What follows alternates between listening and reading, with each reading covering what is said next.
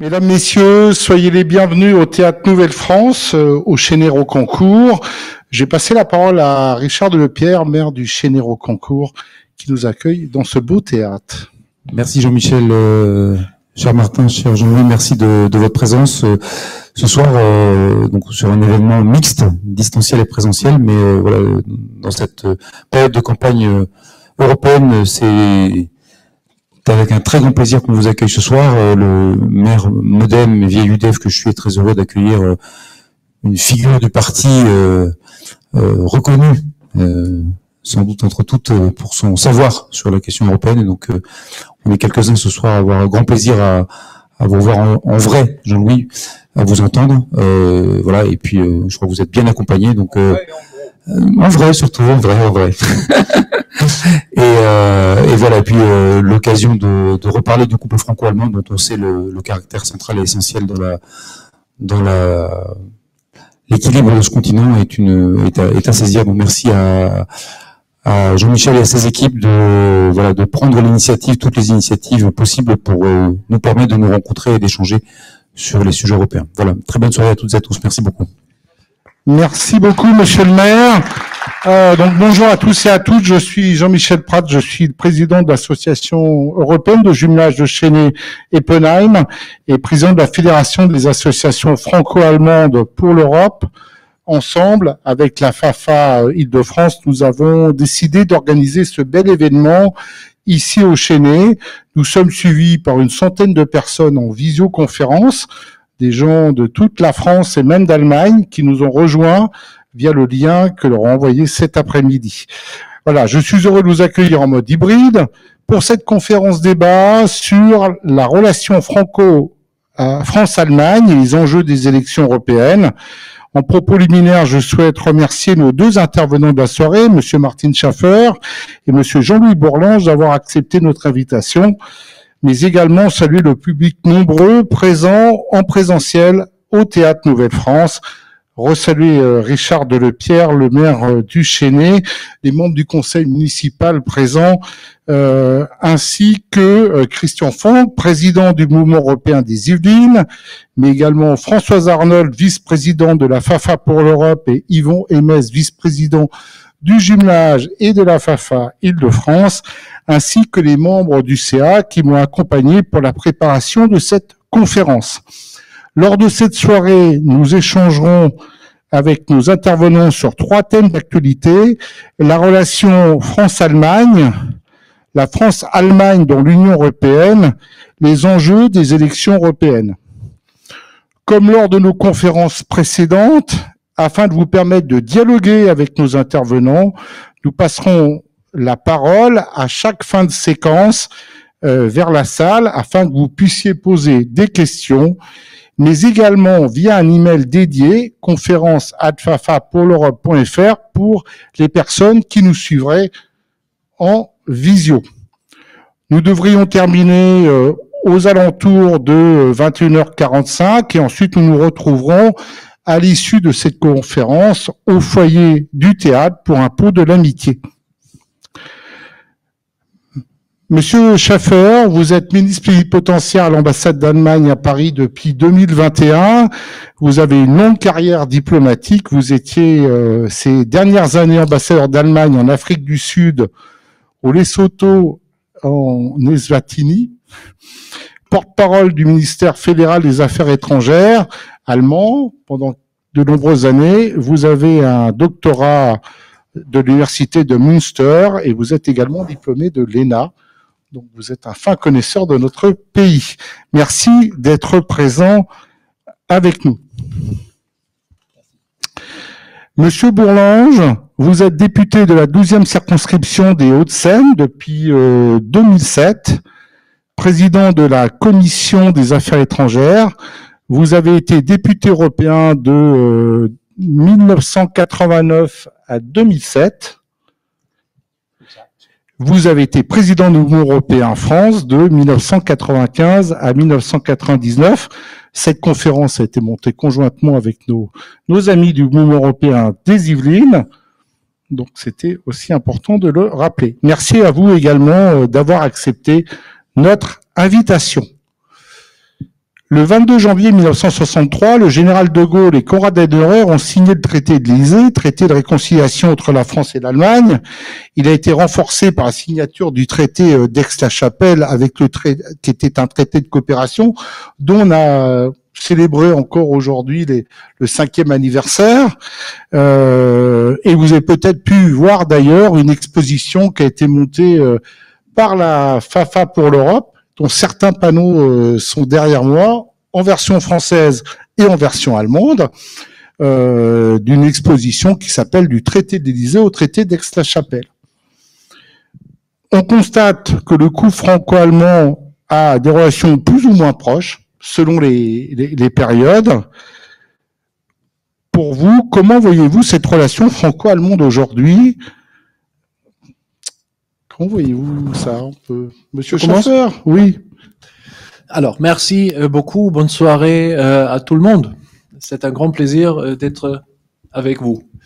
Moi, au début, je veux tout simplement parler des deux miracles que je crois constituent aujourd'hui le couple franco-allemand. Et je ne le dis pas pour éviter des questions difficiles comme Monsieur Prats l'a dit, j'étais porte-parole du gouvernement, donc il n'y a pas une question qui ne m'a pas été posée, donc vous êtes tout à fait libre à poser des questions les plus agressives possibles, je le survivrai. Alors, pourquoi est-ce que je parle de deux miracles? Le premier miracle est le miracle que nous partageons tout le temps. Après 4 guerres fratricides, je dirais, européennes. Je commence avec l'ère napoléonienne. Après 150 ans d'indemnité, et bien finalement sur les cimetières de Verdun ou ailleurs, des personnes âgées comme Konrad Adenauer et Robert Schuman et Jean Monnet, et à cette époque déjà, des autres Européens se sont mis en reconnaissant les millions de morts, y compris leurs fils et leurs grands-fils, qu'il faut changer la manière dont l'Europe fonctionne. On s'était infligé des blessures incroyables les uns aux autres, et on s'est promis à ce moment-là de terminer une fois pour toutes avec cette manière de procéder. Et la réconciliation qui a été la conséquence de cette reconnaissance mutuelle des Français et des Allemands est quand même un miracle incroyable. Après 4 générations, après des histoires longues, peut-être ardues ici et là, nous sommes ici maintenant à la fin de l'arc de vie de ceux qui l'ont encore vécu dans une situation où une guerre entre l'Allemagne et la France non seulement est impensable, mais que la France et l'Allemagne sont devenus les moteurs de l'intégration européenne. Et que vous, qui vous engagez dans le franco-allemand avec des associations, avec des jumelages, dans des formes diverses, vous êtes la preuve même du succès du miracle de cette réconciliation qui est devenue une amitié, un partenariat. Quel est le deuxième miracle, à mon sens? Le deuxième miracle, à mon sens, c'est que ça fonctionnait malgré le fait, monsieur le député, que nous sommes profondément différents les uns des autres. Nous avons tiré des leçons tout à fait différentes de l'histoire. Nous avons des histoires différentes. Nous avons des philosophies politiques tout à fait différentes. Nous sommes en Allemagne un pays fédéral. La France est centralisée. Nous préférons l'économie de marché pour résoudre des problèmes, tandis que la France, j'exagère un petit peu, surtout préfère l'intervention de l'État. Nous avons des perspectives sur nous-mêmes et sur notre rôle dans le monde tout à fait différents. Et même, je dirais, j'ai des petites filles qui vont dans l'école française, nous ne sommes même pas d'accord sur la manière d'éduquer nos enfants. On est vraiment très différents. Et malgré cela, malgré nos différences, malgré nos divergences, malgré nos réflexes tout à fait différents sur le plan politique, eh bien, ça marche assez bien depuis 4 générations. Et moi, je considère que c'est vraiment un travail acharné de chaque jour de le faire, d'essayer de se mettre dans les chaussures de l'autre pour le comprendre mieux et pour trouver les champs d'application pour les compromis qui sont nécessaires entre nous et pour un bon avenir de l'Europe. Merci beaucoup. Monsieur le député. Ça marche? Oui, ça fonctionne. Oui, je suis tout à fait d'accord avec ce qui vient d'être dit, et je crois même que j'aborde déjà, je montre le bout de l'oreille sur le second débat. Je crois que cette différence est extrêmement créatrice, parce que, comme nous avons beaucoup de mal à nous mettre d'accord, à partir du moment où nous nous mettons d'accord, il est extrêmement difficile que tout le monde ne soit pas d'accord avec nous. Et donc c'est prenez les éléments les plus différents. Je vais donner, pour pas répéter ce que j'ai entendu, lequel je suis entièrement d'accord, je vais donner un petit arrière-plan historique. Selon moi, je suis pas sûr que tout le monde soit d'accord avec ça, mais on dit que la France et l'Allemagne sont des ennemis héréditaires, et on date en général cette inimitié de la dislocation de l'empire de Charlemagne. Je crois que c'est faux.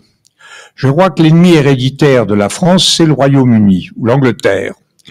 Ce qui ne veut pas dire qu'on s'entende mal avec l'Angleterre, parce que pour avoir un ennemi héréditaire, il faut le ménager. Sinon, il disparaît. Ou il faut qu'il vous ménage. Sinon, vous disparaissez. Donc, nous avons eu, entre les Anglais et nous, une lutte très très forte pour l'hégémonie, qui s'est terminée à la fin du XVIIIe siècle par le succès britannique, et les efforts de Napoléon n'ont pas réussi à le remettre en cause.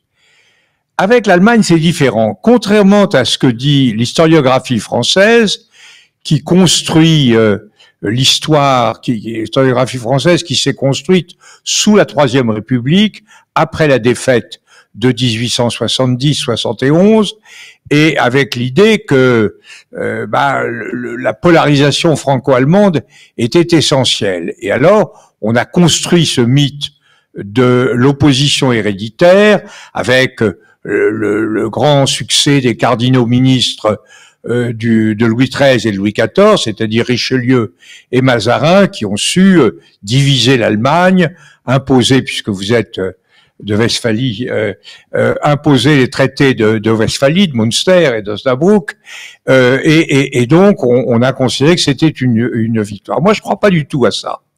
Je crois que je puise mon inspiration chez un auteur hongrois qui était très remarquable, qui s'appelait István Bibó, et qui a analysé l'histoire de l'Allemagne notamment, et qui montre que en réalité le problème de l'Allemagne jusqu'au XIXe siècle a été sa difficulté à s'unir. Les Français ont réussi, sur la base de l'échec de l'héritage de Charlemagne, la monarchie a réussi à juguler son aristocratie, à faire une alliance avec la bourgeoisie et à construire un pouvoir avec d'ailleurs les caractéristiques qui ont été rappelées, notamment l'étatisme qui est très puissant. En Allemagne, l'empereur a échoué. Il a toujours constamment, y compris Charles Quint, il a constamment couru après tous les princes de son pays, et les principautés se sont érigées en principautés autonomes, et la fracture religieuse a ajouté à la division des princes une division fondamentale. Et ça aboutit au grand collapsus de la guerre de 30 ans, qui a vu quand même la population allemande disparaître à peu près 30%, bon, quelque chose d'absolument considérable. Et les Français ne le savent pas, mais c'est sur la base de cette dépression démographique fondamentale et de ce déchirement interne que s'est construite l'hégémonie française au XVIIe et au XVIIIe siècle. Et puis, à ce moment-là, ça a changé. On a notamment sous l'effet de Frédéric II, parce qu'on a perdu à la fois vis-à-vis des Anglais, on a perdu l'Inde et le Canada, et puis on s'est fait battre à Rosbach notamment par Frédéric II. On a donc signé un traité qui consacrait en fait le royaume de Prusse comme un État qui annonçait, qui préfigurait l'État allemand que Bismarck a réalisé. Et à ce moment-là, on est rentré dans une histoire épouvantable, qui n'était plus un combat entre ennemis héréditaires, mais un combat pour la destruction de l'autre. Pratiquement, Napoléon, quand il a, après Iéna, a pratiquement réduit la Prusse à rien du tout. Il a fait son alliance avec la Russie, il a coupé les deux ailes de la Prusse. Ensuite, on a, en 1871, Bismarck a vraiment mis la France dans une situation très délicate, et puis il s'est redressé un peu, et en 75 il voulait recommencer, ça s'est pas fait parce que l'Europe s'est un peu opposée, et puis nous-mêmes, nous construisions à ce moment-là quelque chose, une histoire, comme quoi la France avait le droit d'être une nation, mais pas l'Allemagne. Que l'Allemagne, c'était un peu la théorie de tous les historiens de la Troisième République, elle n'avait pas le droit d'être une nation. Bon, il fallait que ce soit morcelé. Et on a promené cette idée, avec d'ailleurs parfois très brillamment défendue, notamment par Jacques Bainville au lendemain de la Première Guerre mondiale, que, au bout du compte, il y avait un État national qui était parfait, c'était l'État français, et puis en face de ça, on voulait un certain nombre de Länder, d'États qui étaient en mille morceaux. Évidemment, les Allemands n'ont pas entendu cela de cette sorte. Ils ont trouvé un très très mauvais avocat en la personne d'Hitler, et qui à ce moment-là a détruit la France. Donc on était, à la différence des combats avec l'Angleterre, on était dans des combats à la vie, à la mort. C'est ça qui a caractérisé la relation franco-allemande. Et grâce au ciel, ça se termine bien. Je crois que ce qui s'est passé, c'est que en réalité, on a compris que le problème géopolitique, c'était trois pays, hein, la Russie, la France, l'Allemagne et la France. Kissinger disait le problème de l'Europe est très simple, il faut que l'armée allemande soit assez forte pour battre simultanément l'armée russe et l'armée française, mais pas suffisamment forte pour dominer l'Europe. Évidemment, si vous pouvez battre l'armée russe et l'armée française, vous dominez l'Europe. Et alors, la réponse, elle a été très clairement apportée. Ça a été difficile pour nous. De 45 à 50, on est encore dans la vieille tradition, et c'est Georges Bidault qui, bien que démocrate chrétien, incarne un peu ça, dit il faut empêcher l'Allemagne d'être souveraine, il faut empêcher qu'elle ait une industrie de l'acier, etc. Et on se bat, et on se bat vraiment à front renversé face aux Anglais et aux Américains qui nous disent mais vous nous cassez les pieds, le vrai danger c'est la Russie, il faut que les Allemands soient forts, soient démocrates, soient prospères, soient défendus, c'est comme ça qu'ils élimineront leurs démons, et donc vous Français vous êtes des empêcheurs de tourner en rond. Le génie de Jean Monnet est d'avoir compris ça, et le génie de Robert Schuman est d'avoir écouté Jean Monnet en disant non, la seule solution, c'est de faire quelque chose ensemble. C'est-à-dire, là, on coupe la relation ternaire en Russie, Allemagne, France, on crée une relation absolument privilégiée, intégrée institutionnellement, en partageant véritablement le destin, et à l'époque, sous l'auspice des États-Unis. Et c'est ça la base de l'entente franco-allemande, c'est qu'il faut, compte tenu des différences qui a été exprimées tout à l'heure, il faut que le lien institutionnel soit très fort. C'est pour ça qu'on a inventé tous ces trucs qui nous agacent un peu de temps en temps, la commission, la Cour de justice, parfois la Banque centrale. Enfin, on a inventé des choses qui nous permettent d'organiser notre destin ensemble. Et je terminerai par là. Ce qui m'a frappé, c'est que dans les deux grands partis allemands, la CDU et le SPD, on a eu des hommes qui ont véritablement théorisé cette affaire-là. Je pense à Wolfgang Schäuble et Karl Lammers. Bon, c'était un vieil ami à moi, Karl Lammers, qui était le porte-parole de politique étrangère de la CDU, qui ont fait ce fameux papier dans les années 90, qui était le papier dit du noyau dur, Kern Europa, mais qui reposait, c'était Lammers qui avait tenu la plume d'ailleurs, et il reposait sur quelque chose de très précis, qui était que la seule façon de lutter contre cette fatalité géopolitique rappelée par Kissinger, c'était que tout le monde, que l'Allemagne soit surveillée par tout le monde et que l'Allemagne surveille tout le monde. C'était une sorte de système de contrôle général qui impliquait effectivement une très grande intimité institutionnelle. Et le deuxième théoricien que je veux citer, qui est un homme politique de premier plan en Allemagne, qui est le chancelier Schmitt, pour lequel j'ai personnellement, comme le président Giscard d'Estaing, une dévotion particulière. Le chancelier Schmitt a fait dans son dernier discours important, son discours testamentaire. Regardez dans Wikipédia, Testament d'Helmut Schmitt, vous trouverez le discours à la mairie de Berlin, congrès SPD. Il a expliqué la même chose. Il a expliqué que le destin de l'Allemagne était inséparable du destin de l'Europe et que le destin de l'Europe était inséparable du destin de l'Allemagne. Alors ça, c'est ça que nous avons construit, et effectivement, ça a été un immense soulagement. L'idée que notre voisin n'était plus notre ennemi, que notre voisin était notre proche, notre intime. Bien sûr, il était très différent de nous, comme une femme est différente d'un homme, un homme différent d'une femme. Je ne sais pas d'ailleurs qui est l'homme et qui est la femme, je n'en veux pas en parler, mais ces différences ne fondaient pas une inimitié, une hostilité, ils fondaient quelque chose de tout à fait différent, tout à fait intime et proche. Et voilà le point où nous en sommes, et c'est pourquoi, et c'est la dernière phrase que je vais faire, c'est pourquoi je crois très important, et là je m'adresse à tous nos amis du mouvement européen qui se battent pour ça depuis des décennies, c'est pourquoi il est essentiel que cette Europe-là ait un support institutionnel extrêmement puissant. Les États sont souverains.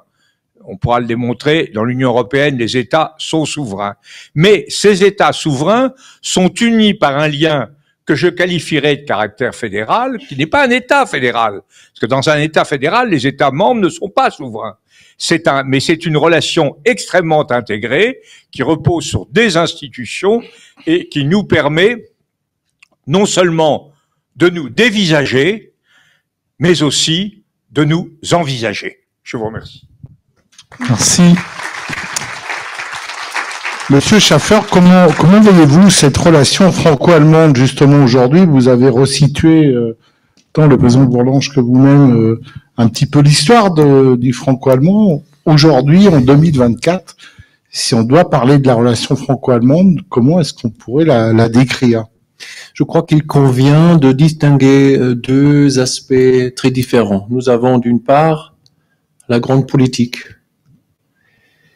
Et la grande politique se trouve dans les médias et qui nous concerne profondément parce que ce que se passe dans le monde sur le plan économique, politique et stratégique est dangereux pour ce projet formidable européen, surtout ce que se passe avec la Russie et son attaque sur l'Ukraine. Et si vous voulez bien, on peut en parler un petit peu plus tard. Je veux plutôt parler du deuxième volet, ce qui est le fondement même de la relation franco-allemande.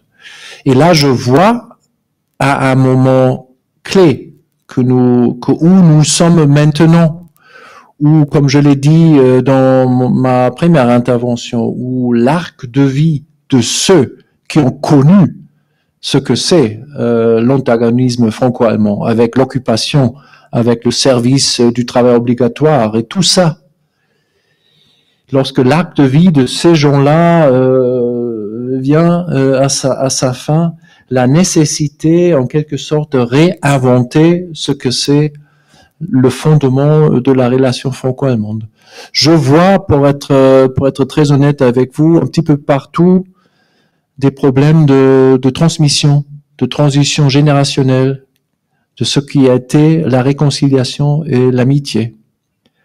Et je crois que ça, c'est peut-être l'autre défi le plus grand, avec cette grande réussite de la réconciliation, de inventer un nouveau récit pour nos relations bilatérales au profit de l'Europe, qui soit suffisamment attractive pour attirer les jeunes et une nouvelle génération qui a des expériences de vie tout à fait différentes des nôtres.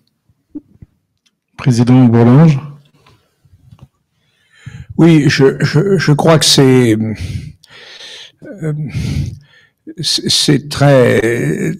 très complexe cette relation.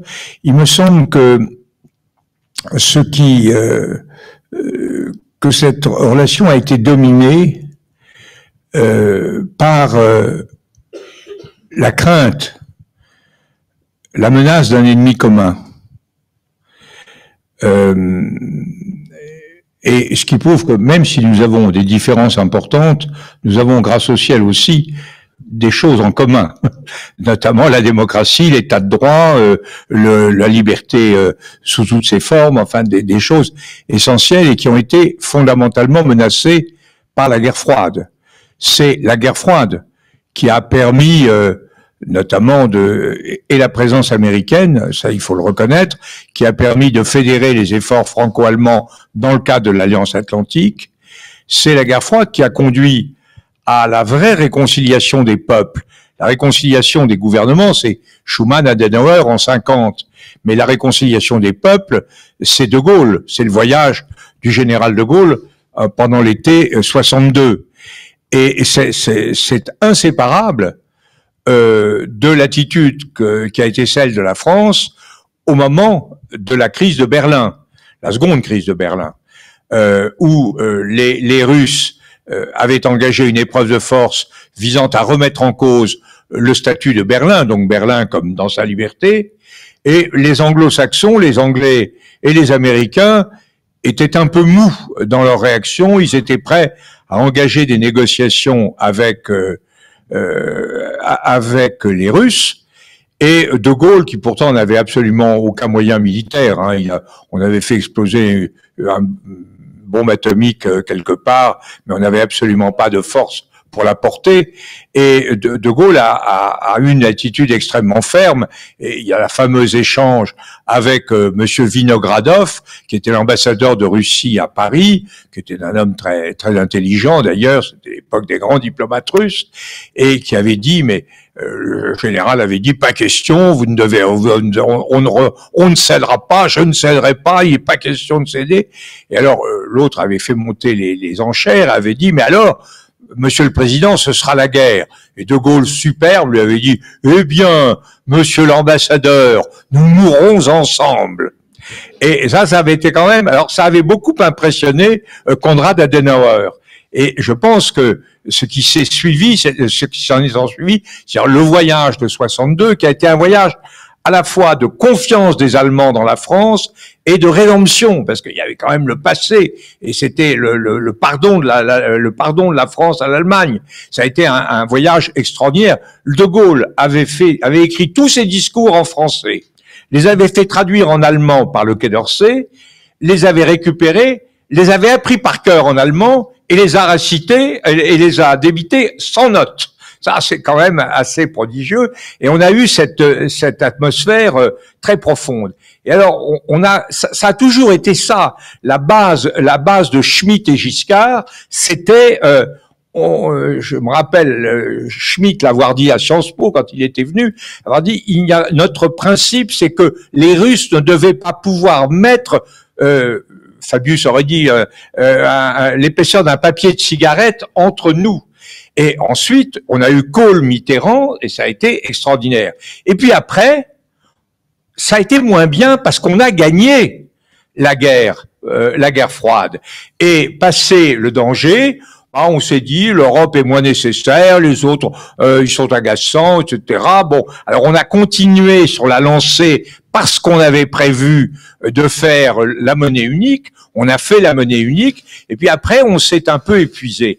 Et maintenant, nous redécouvrons sous des formes entièrement, pas entièrement, mais partiellement différentes, nous retrouvons un monde extérieur qui est un monde beaucoup plus difficile à décrypter que jadis, mais qui est un monde assez profondément hostile entre une Russie terriblement agressive, notamment en Ukraine, une Chine qui a flirté un moment avec Deng Xiaoping vers une certaine forme de libéralisation et qui est complètement reprise en main par un pouvoir très totalitaire, un monde arabe qui a lui aussi flirté au moment du printemps arabe avec nos idéaux, et ce qui a provoqué, M. Fillou, qui est le grand spécialiste du monde arabe de Sciences Po, dit la violence dictatoriale d'un certain nombre d'États comme la Syrie au Moyen-Orient, c'est la conséquence du printemps arabe et de la peur que le printemps arabe a inspiré aux dictatures et aux religions. Donc on a là aussi une violence extrême, et en même temps on a une Amérique qui est vacillante. Alors c'est beaucoup plus difficile. C'est beaucoup plus difficile de concevoir une stratégie multiforme, et surtout sans les États-Unis, qui étaient un peu l'honnête courtier entre nous. C'est beaucoup plus difficile de concevoir une stratégie, mais ça n'a jamais été aussi nécessaire. Et je crois que ce que nous vivons en ce moment, c'est une sorte de tâtonnement, comme si nous étions dans une partie de Colin Maillard, où nous essayons de nous comprendre, de nous toucher, de nous voir, de voir ce que Scholz, il a pas l'air d'être pour les Taurus, etc.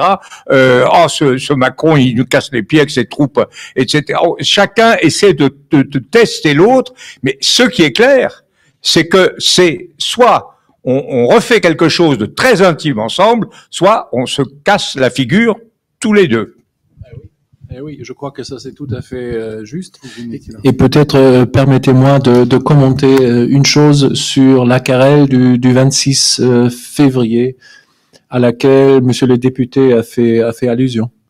Je crois que là aussi, la source de nos conflits, c'est le fait que nous sommes différents. La synthèse que M. Bourlange vient de faire sur une période de 50 ans, ça c'est la synthèse française,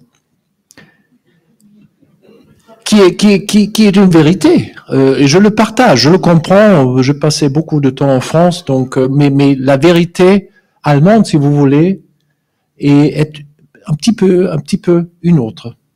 Nous sommes des étudiants très studieux, et que nous avons appris après la guerre, sous tutelle des alliés, y compris des Français, qu'il vaut mieux abandonner le militarisme, n'est-ce pas?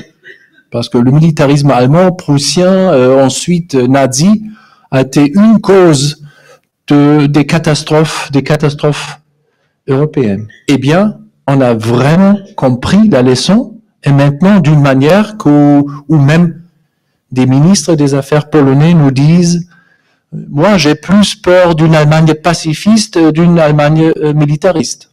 Ça veut dire quelque chose pour les Polonais, n'est-ce pas? Et nous y sommes. Et moi, je suis profondément convaincu que le gouvernement allemand et le gouvernement français, le président de la République française, le chancelier allemand, partagent les objectifs de notre approche à l'égard de la Russie et dans la défense de l'Ukraine. Tout simplement, nos sociétés, nos opinions publiques sont très différentes. Et que chacun doit gérer sa propre opinion publique.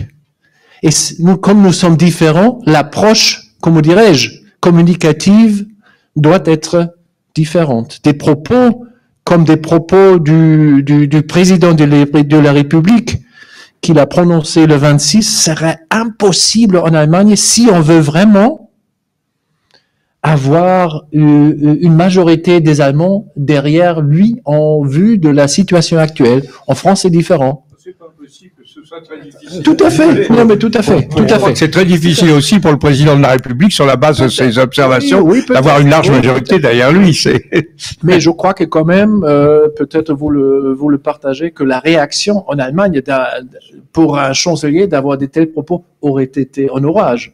Et chez vous, c'est un vent quand même assez calme, je dirais, en fonction des discussions que vous engagez sur ce propos-là. Et je crois que c'est un très bel exemple du fait que nous sommes différents, nous partageons les mêmes valeurs, les mêmes idées, les mêmes objectifs, mais il faut nous approcher pour nous convaincre en tant que peuple, en tant que société, de manière tout à fait différente. Monsieur Borland, je voulais... Non, je suis tout à fait, bien sûr, tout à fait d'accord. Le pacifisme allemand, c'est une chose qui s'explique, le pacifisme rationnel, selon l'expression habituelle, qui parfois est un peu irrationnel, mais c'est une chose qui s'explique absolument très naturellement. L'Allemagne a tourné le dos à son passé de la façon la plus radicale, et ça n'est pas le cas ni de la Pologne, ni du Royaume-Uni d'ailleurs, qui est à l'extérieur de l'Union européenne, mais qui est un proche allié, ni de la France. C'est certain. Donc on a on a une sensibilité très différente. Moi, je vais vous répondre. Je vais préciser quand même, puisque on a fait plus qu'une allusion aux propos du président de la République. Moi, je pense que je parlais tout à fait sincèrement. Je pense que le président avait pris une initiative formidable en réunissant la conférence, en réunissant les 27, et de manière à mobiliser les forces sur l'Ukraine. J'avais été très très mécontent de la réunion du Conseil européen du mois de décembre, dans lequel on avait simplement déclaré qu'on ouvrait des négociations alors qu'aucun concept n'avait été préparé, défini avec l'Ukraine et la Moldavie, qu'on ouvrait des négociations pour qu'ils aient une adhésion en 2030, alors même que la situation militaire était extrêmement précaire et que le problème numéro un, c'était qu'on envoie des munitions, qu'on envoie des armes. C'était essentiel qu'on fasse cela et on avait ça botté en touche. Et donc j'ai été très heureux de la conférence de monsieur de la réunion à Paris il y a 15 jours, 3 semaines, de la réunion à Paris autour de cette idée de mobiliser mobiliser l'ensemble des Européens. Je n'ai pas compris, je dois dire, pourquoi il avait présenté de cette façon-là l'envoi de troupes, alors que quand on écoute le texte de la déclaration du président, il ne dit pas autre chose. Ce que disent par exemple les Américains, c'est-à-dire l'envoi de troupes en Ukraine n'est pas à l'ordre du jour. Mais il le dit d'une façon tellement complexe, avec cette notion de dynamique, d'envoi assumé de troupes, que plus personne n'y comprend rien, et que donc très logiquement l'opinion publique saisit le message le plus élémentaire, l'envoi de troupes, et tient pour nul la négation. Mais effectivement, lorsqu'il s'est passé en France, la réaction a été très dure, très dure, peut-être pas indignée, mais vraiment il y a une réaction d'incompréhension assez forte pendant une semaine ou 10 jours. Et puis peu à peu est apparu à émerger, je crois, que le vrai message qui n'était pas clairement exprimé dans les phrases.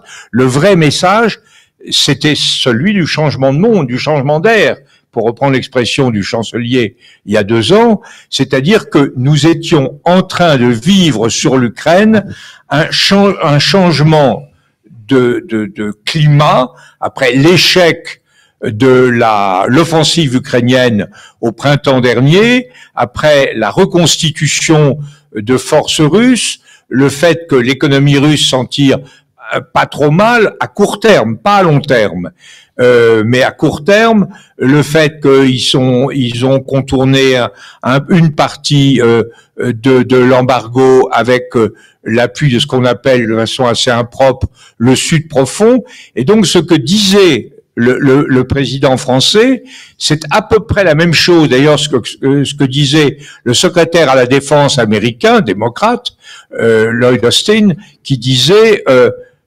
si l'Ukraine tombe, si le front est percé, nous serons très fortement impliqués.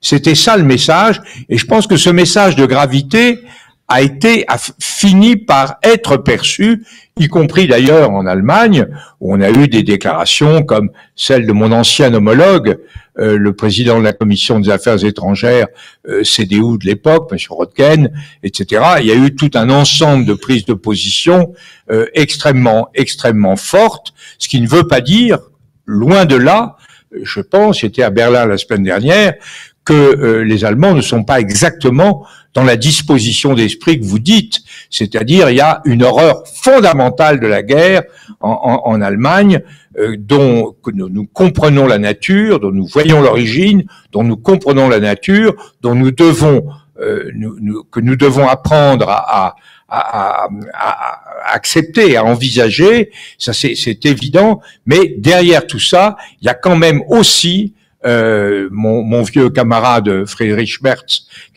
on était ensemble au Parlement européen, a aussi tenu des propos le chef de la CDU a tenu des propos très vigoureux. J'ai vu Madame Franziska Brandner la semaine dernière, qui était aussi très remontée, etc. Donc je crois que il y a une conscience très nette de la nécessité de lutter contre, d'aider l'Ukraine, de résister à la Russie, assortie d'une méfiance fondamentale pour la guerre que, je crois, nous avons traité, pour dire les choses clairement, avec un peu de désinvolture à Paris. Merci, Monsieur Bourlange.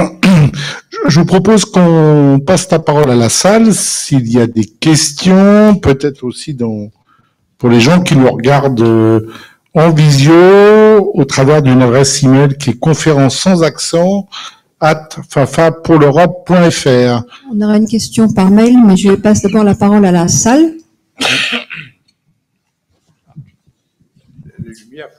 Et la lumière revient, après avoir perdu la lumière. Christian Franck. Merci. Alors, j'aurais une question au ministre plénipotentiaire. Je voudrais rebondir sur une remarque qu'il a faite dans la rupture intergénérationnelle. Nous sommes ici les enfants des jumelages, les enfants des traités de l'Élysée, Konrad Adenauer, De Gaulle, mais il me semble vraiment que c'est pas du tout le cas de nos enfants et que ça ne sera pas du tout le cas de nos petits-enfants. Et vraiment, je reconnais pas chez nos jeunes, je ne reconnais pas les réflexes d'amitié que nous avons eu avec les Allemands, ou de recherche d'amitié que nous avons eu avec les Allemands. Je trouve que pour eux, il y a une normalisation des relations avec l'Allemagne et que finalement, l'Allemagne, l'Italie, la Grande-Bretagne, etc., ce sera pour eux du pareil au même. Or, comme vous l'avez dit, c'est quand même ça qui a soudé, qui est à l'origine de l'Union européenne. Et comme l'a dit Monsieur Bourlange, s'il n'y a plus ça, on peut perdre tous les deux, l'Allemagne et la France, et l'Europe en même temps. Oui, je partage pleinement ce que vous venez de dire. C'est un problème qui n'a pas de solution simple, parce que le contenu émotionnel de la relation franco-allemande après la guerre, avec tout ce qu'on se fait de mal, est impossible à répliquer. Comment? Et on ne peut pas imposer à nos enfants ou à nos grands-enfants, petits-enfants, la manière de voir les choses avec nos expériences de vie. Ça n'a pas de sens, ça fonctionne pas, je crois. Donc c'est pour ça que j'ai dit tout à l'heure qu'il faut inventer quelque chose de nouveau, et peut-être cette Zeitenwende, cet changement d'air dont nous parlons et à laquelle M. Bourlange a fait allusion si éloquemment, est une possibilité d'un nouveau récit que, une fois de plus, c'est l'amitié franco-allemande, la relation franco-allemande, le partenariat franco-allemand qui doit faire un sursaut pour sauver l'Europe à nouveau de cette nouvelle menace géopolitique qui vient et vous l'avez dit, pas seulement de la Russie, mais d'un monde plutôt hostile à notre style de vie. Et nous avons beaucoup, vraiment beaucoup à défendre, parce que ce que nous avons créé avec nos amis européens en 4 générations, c'est l'espace le plus grand et le plus long de paix, de liberté, de prospérité et de diversité. Et nous l'avons fait avec un effort commun basé sur des valeurs communes. C'est pas rien. Au contraire, c'est un exploit sur le plan de l'histoire humaine que je trouve incroyable. C'est peut-être un autre miracle, si vous voulez bien. Et je crois que notre travail peut être avec nos expériences à nous de la relation franco-allemande et d'expliquer à nos enfants, à une nouvelle génération, vraiment les valeurs de ce que ça signifie après les horreurs des confrontements d'autrefois. Et que ça vaut la peine et c'est nécessaire de défendre ce que nous avons battu ensemble. Oui, je crois que c'est une question assez centrale. Et je crois que, comme nous le disons, il ne faut pas se dissimuler non seulement les différences entre les Français et les Allemands, mais l'ampleur des différences entre les générations. Je pense que nous sommes confrontés à une jeunesse qui raisonne en des termes profondément différents d'une autre, notamment, je crois, sous l'effet de mutations technologiques absolument considérables et qui fait que des jeunes de 20 ans aujourd'hui ne vivent pas tout à fait même dans le même univers que moi. Moi, je me débrouille laborieusement avec mon ordinateur, avec Internet, je vais pas très loin, je consulte, je fais de traitement de texte, j'arrive à mobiliser les connaissances, je fais pas grand-chose. Je me découvre en ce moment l'intelligence artificielle, mais c'est laborieux, hein. Ouh là là. Donc on a des gens qui sont très différents, très habiles, très engagés dans l'avenir, mais qui ont, et ça c'est un rapport à l'histoire et à la géographie qui est complètement différent du nôtre. Le rapport à l'histoire n'existe plus. Or, cette relation spécifique franco-allemande, elle est portée par l'histoire, par nos échecs historiques antérieurs, qui font paraître le miracle franco-allemand, les 2 miracles qui ont été évoqués tout à l'heure. Cette histoire n'existe pas. Hannah Arendt a décrit très très bien il y a déjà pas mal d'années, mais ça reste très actuel, et ça devient de plus en plus actuel, a décrit très très bien le monde dans lequel nous vivons comme une faille entre le passé et l'avenir, un présent qui n'anticipe pas vraiment l'avenir et qui n'hérite pas vraiment du passé. Elle explique d'ailleurs que pour construire l'avenir, il faut être porté par le passé. Et cette espèce, donc nous vivons dans une brèche. Les jeunes vivent dans une brèche et donc ils n'ont pas les références négatives. Les 75 ans, moi je suis entièrement d'accord avec ce que vous venez de dire, cher ami. Les 75 ans que nous venons de vivre sont exceptionnels dans l'histoire de l'Europe. Jamais nous n'avons eu autant de paix, jamais nous n'avons eu autant de liberté, jamais nous n'avons eu autant de prospérité, jamais nous n'avons eu autant de solidarité. C'est pas rien, la paix, la liberté, la prospérité et la solidarité, mais ça ne compte pour rien. Moi, je dis face à des listes qui veulent détricoter l'Europe, je dis, écoutez, est-ce que vous voulez passer ça par perte des profits? Et je m'adresse à des générations qui le comprennent, mais les jeunes, ça ne tilte pas vraiment, ça n'est pas une référence. Et géographiquement aussi, l'idée qu'on ait réussi quelque chose en Europe d'exceptionnel par rapport à tout ce qui se fait ailleurs, des États-Unis à la Chine, de la Russie à l'Afrique, etc., nous avons quand même la civilisation la plus humaine de toutes les civilisations mondiales. Là encore, ça n'est pas perçu, on est dans un monde, c'est donné. c'est donné, c'est un don, c'est normal, c'est le droit commun. Le droit commun, c'est de vivre dans le monde où nous vivons. C'est pas du tout le droit commun. C'est une conquête. Et là, nous avons mais là où je suis un tout petit peu moins pessimiste, c'est que d'abord, ça ne concerne pas le franco-allemand uniquement.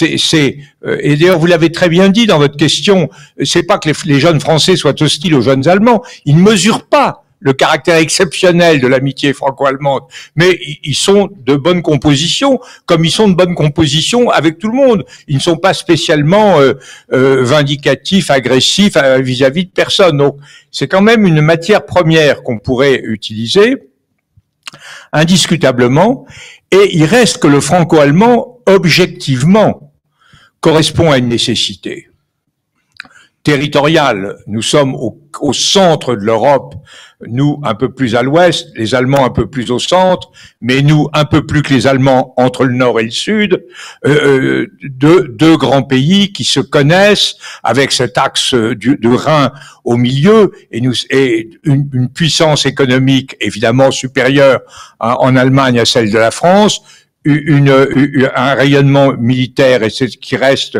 assez impressionnant en France, avec la force de dissuasion, avec un certain nombre de choses.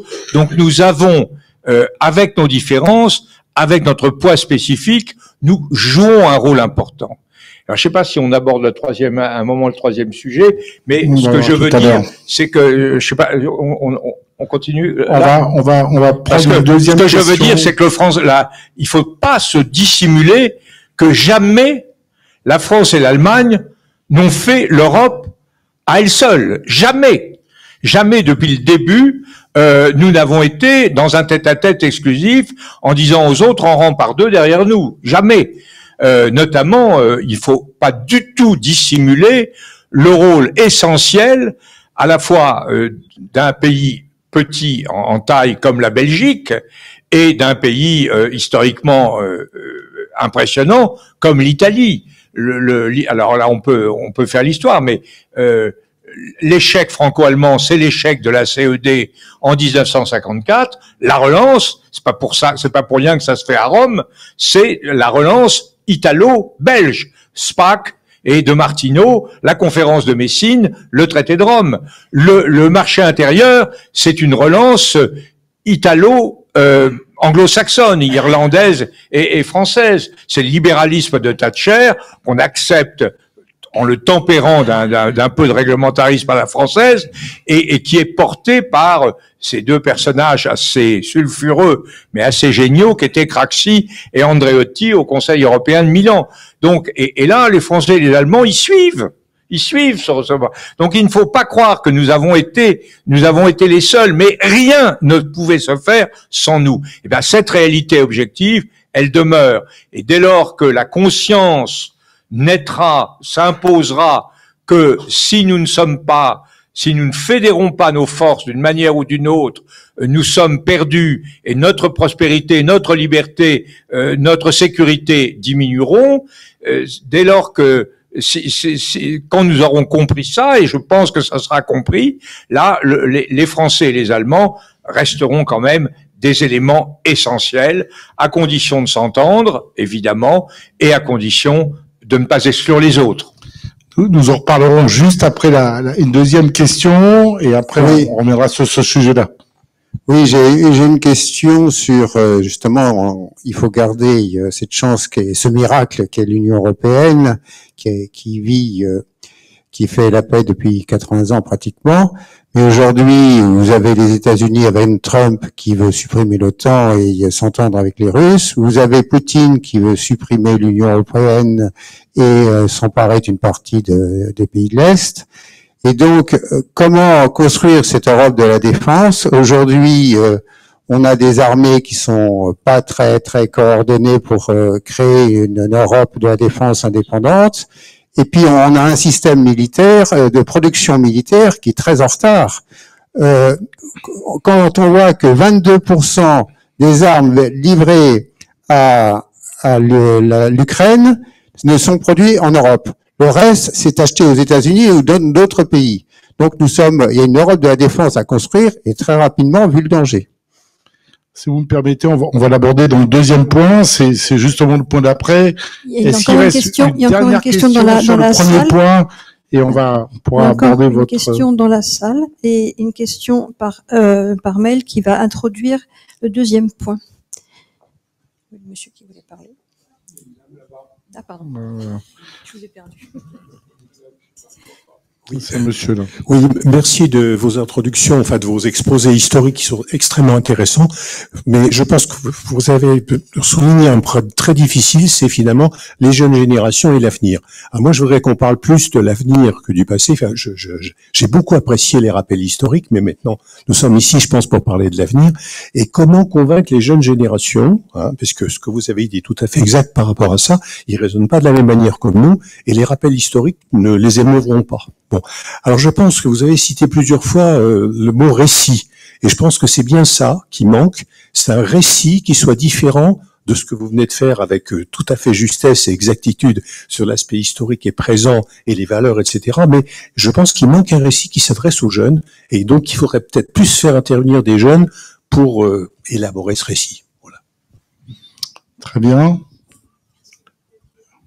Françoise, peut-être Une question par mail qui va faire en fait le passage au sujet suivant. J'ai perdu ma connexion. Une question d'Allemagne. Les comportements différents entre la France et l'Allemagne, entre la souveraineté à laquelle la France appelle et l'importance des alliances qui est plutôt du registre de l'Allemagne, comment tout cela peut arriver à développer une identité européenne.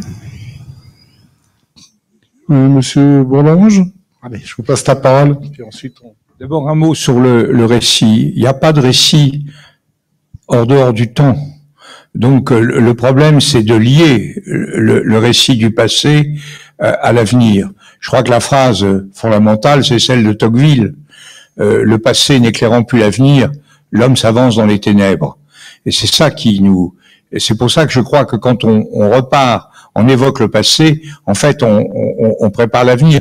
Dans le livre que j'ai cité de Hannah Arendt, elle décrit dans son introduction elle cite une parabole de Kafka, qui est un homme qui est rejeté violemment en arrière et par une force, et il est poussé violemment en avant par une autre force. Et la force qui le pousse en avant, c'est le passé. Et la force qui le rejette en arrière, c'est l'avenir. Ça, c'est du Kafka, hein. Mais je pense qu'il y a quand même une justesse, et il faut nous retrouverons. Mais je pense que nous y arriverons. Je pense que cette jeunesse n'est pas formée à l'histoire. Elle est bizarre, mais elle est consciente. Elle va être consciente parce que l'histoire va se rappeler à elle, parce que la géographie va se rappeler à elle de ce qu'elle doit faire pour maintenir des valeurs auxquelles elle est, je crois, attachée en dépit, effectivement, d'un individualisme assez grand et d'une obsession du présent. Alors l'autre question, donc je voulais dire ça, je pense pas qu'il faille opposer les deux dimensions. L'autre question, c'était sur l'Europe de la défense, puis on va l'introduire. Alors l'Europe de la défense, c'est quelque chose d'extrêmement complexe. D'abord parce que l'Europe s'est construite pour faire la paix. C'est extrêmement difficile de développer une entreprise qui consiste à se préparer à la guerre à partir du moment où on avait choisi la paix. Le partage des années 50, c'est la violence appartient aux États, comme la France par exemple, ou à la communauté atlantique, donc aux États-Unis. Et l'Europe, c'est le domaine de la réconciliation symbolique entre les peuples qui se sont fait la guerre, c'est le domaine des échanges économiques et c'est le domaine du dynamisme économique. C'est un peu l'Europe des bisounours plus l'Europe économique. Donc, il y a un grand absent là-dedans. Et moi, je suis de ceux, bien que j'ai été toujours très européen, je n'ai jamais cru à la CED. Hein. Je n'ai pas cru, j'avais 8 ans quand la CED a disparu, mais rétrospectivement, je crois que Jean Monnet avait raison de dire que c'était pas une très bonne idée, parce que on peut pas faire une armée européenne comme ça. En revanche, on peut faire on peut vraiment faire de grandes choses sur le plan militaire, et je trouve que ce qui se passe en ce moment est assez intéressant. Parce qu'il est évident qu'on va pas faire l'Europe de la défense, l'Europe géopolitique, sur la même base que l'Europe communautaire. On va pas envoyer les troupes se faire tuer à la majorité qualifiée. Hein, c'est clair, si vous n'êtes pas engagé pleinement. Donc, on est bien dans des domaines où les États sont souverains et le resteront. Moi, je crois que l'Europe, c'est je l'ai dit tout à l'heure, c'est une union d'États souverains. Bon, et là, mais en même temps, on voit bien ce qui s'est passé. D'abord, on découvre, il se passe un peu la même chose que l'Europe de la défense. Ça sera une combinaison de l'Europe telle que nous l'avons faite depuis le traité de Rome, au moins, et l'Europe de la lutte contre le Covid. Le Covid est un exemple très intéressant, parce qu'on était confronté à une agression particulière. On a été un peu secoué parce que personne n'avait vu venir cette affaire avec cette violence, et on a organisé une concertation. La Commission a apporté des capacités de coordination, de mise en commun. Et là, c'est exactement ce qui se passe.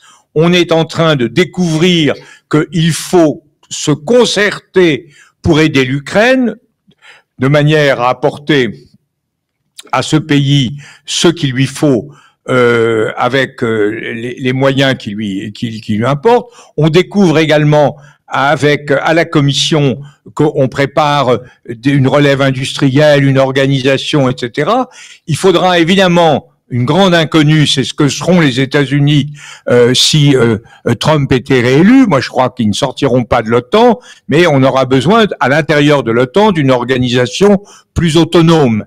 Mais en tout cas, on est en train d'inventer quelque chose qui est d'une nature assez différente de ce que nous avons connu, mais qui devrait nous permettre de faire face. Sur les achats, je me réjouis que le président de la République, qui était réticent sur cette affaire, ait accepté de suivre nos amis tchèques quand ils ont dit que puisque nous n'étions pas aujourd'hui capables de produire en quantité suffisante les armes et les munitions dont les Ukrainiens avaient besoin, il ne fallait pas hésiter à les acheter, comme on dit, sur étagère. Parce que je crois qu'il y a urgence du côté ukrainien. Mais je pense qu'il faut un peu dédramatiser un des aspects du conflit, de la tension franco-allemande, qui est les Français disent il faut produire des armes en Europe, il faut que nos armées soient équipées d'armes européennes, et les Allemands disent écoutez, on a pour l'instant des relations privilégiées avec les États-Unis qui nous fournissent quantité d'armement. En réalité, il faut quand même bien voir que quand les États-Unis consacrent 5% de leur PIB à la défense, et nous même pas 2%, ils sont fondés, c'est la seule chose que Trump ait raison de nous dire, bien qu'il le dise de façon très désagréable, vous pouvez quand même vous remuer un peu les fesses pour organiser votre défense vous-même, parce que il n'y a aucune raison, vu votre niveau d'opulence, de richesse, de développement technologique, que vous ne fassiez pas effort. Alors, effectivement, la seule chose que nous offrions aux Américains, c'est des commandes. Et je pense que c'est assez normal qu'ils aient un retour sur l'investissement de sécurité qu'ils font chez nous. Donc je crois que, comme toujours, il faut organiser, je suis un vrai centriste moi, il faut organiser un bon compromis. Il faut à la fois que dans les armées européennes de demain, nous ayons de plus en plus d'armes européennes et tout ce qui est organisé à partir de la Commission pour nourrir une industrie d'armement dans tous les domaines. Et là, on a de grandes difficultés psychologiques entre Français et Allemands, et il faut les résoudre. Mais il ne faut pas non plus dire on va tarir complètement les commandes américaines. Sinon, il y a quand même quelque chose qui doit être équilibré. Mais je pense qu'on peut le faire. Moi, il me semble que, au cours des derniers mois, a commencé de se mettre en place quelque chose qui n'est pas exactement l'Europe communautaire d'hier, qui n'est pas non plus l'Europe intergouvernementale impuissante dont rêvent certains, et qui est une Europe de la convergence organisée entre les États avec les institutions européennes.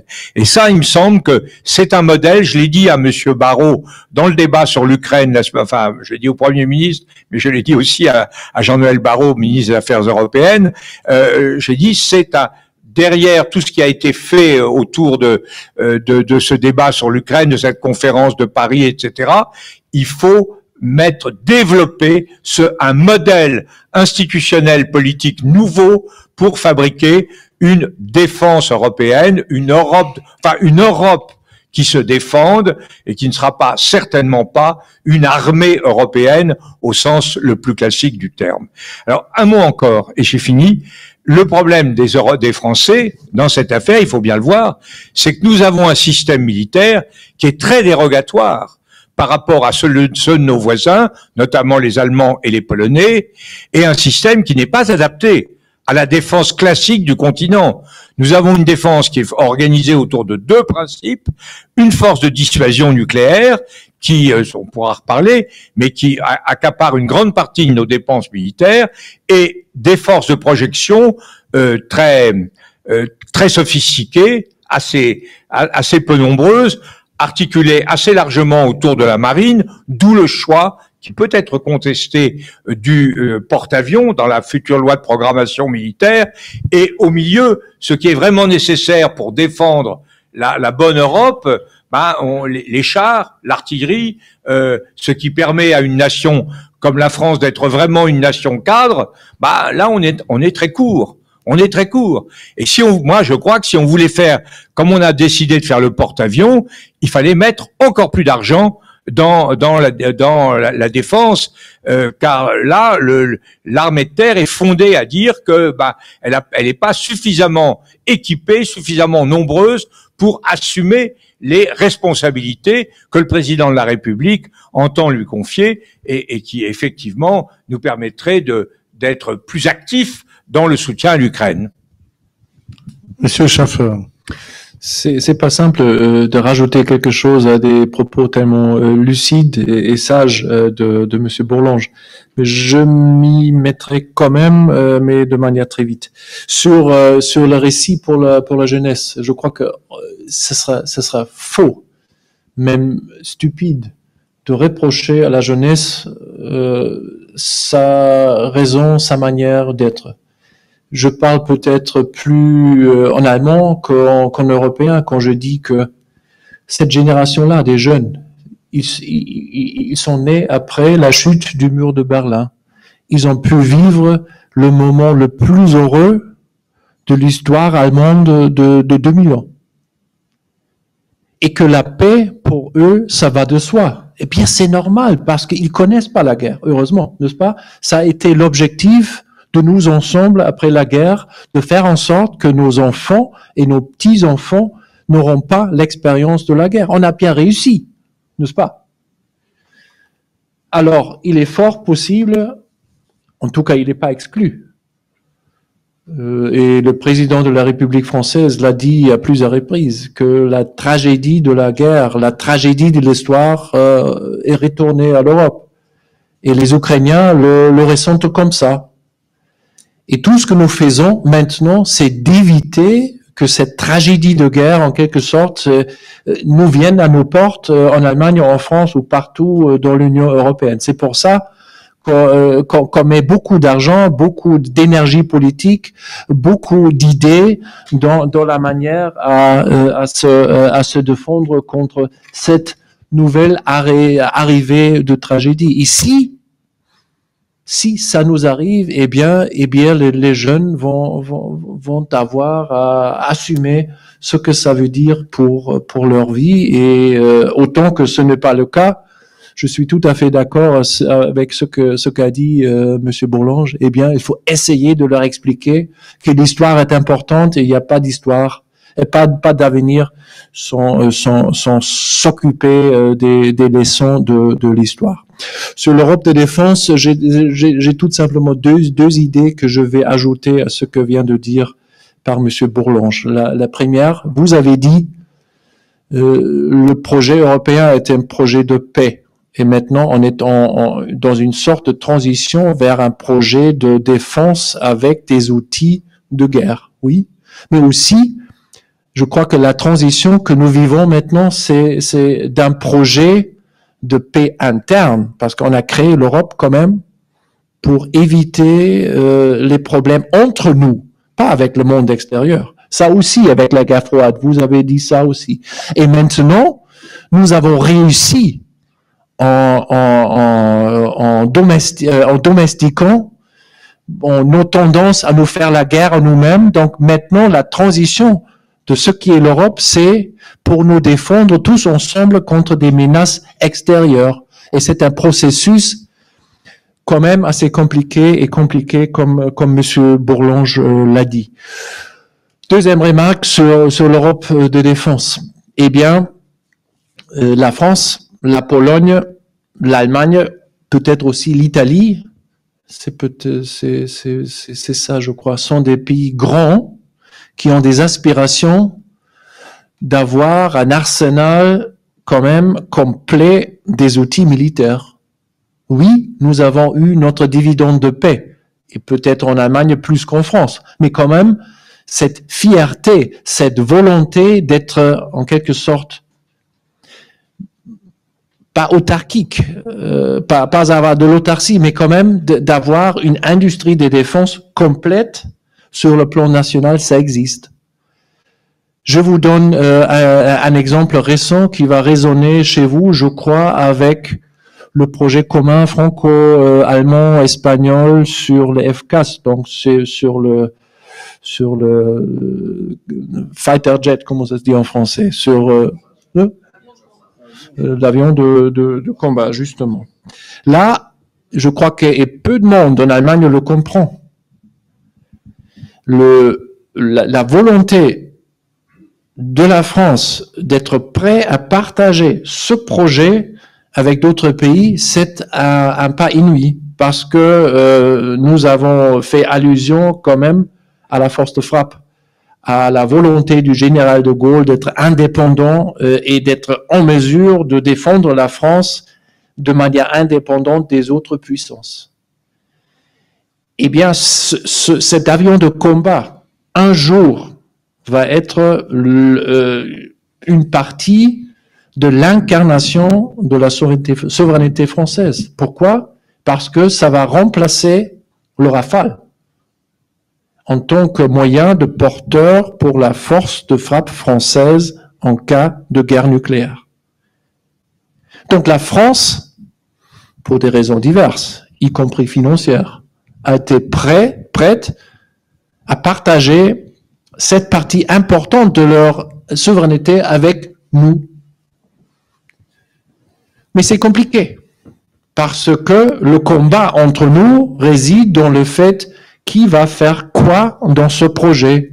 Et chacun veut avoir la partie qu'il considère la plus importante sur le plan militaire, technologique, etc. Et c'est un exemple entre plusieurs où ce combat, qui n'est pas un combat de guerre et paix, mais un combat de, comment dirais-je, de maîtrise technologique ou militaire, se joue entre nous. Donc, c'est à nous de comprendre et de commencer à apprendre qu'il faut partager parce qu'on n'a pas de choix. Il faut plus avoir de la méfiance entre nous. C'est un destin commun européen. Donc, il faut avoir la confiance dans l'autre pour partager l'Europe ou l'industrie de défense aussi. Alors, pour l'identité européenne, n'est-ce pas, c'est un petit peu drôle ce que vous venez de lire comme question. C'est vrai. Mais pourquoi et comment ça se fait que l'Allemagne a plus de rattachement émotionnel ou stratégique aux États-Unis que la France? Nous sommes plus à l'Est. Vous connaissez, avec le micro, vous connaissez ce que m'avait dit un diplomate, la définition des Américains. Ce sont des Allemands qui parlent anglais. Et, qui aurait imaginé que pour la grande majorité des Allemands, les Américains deviennent des amis, des partenaires stratégiques. Ça aurait semblé à un Allemand en 45 quelque chose de ridicule à imaginer. Et quand même, ça a été fait. Je crois que la raison principale a été que l'aide américaine, qui a été dispersée sur l'Europe occidentale, en essence pour éviter que nous tombons dans l'hémisphère soviétique quand même, a été gaspillée en France parce que la France l'a gaspillée sur sa guerre anticoloniale en Indochine, tandis que l'argent que nous ont donné les Américains, d'ailleurs la moitié de ce que la France a reçu, a été bien investi dans le début de l'industrialisation à nouveau de l'Allemagne.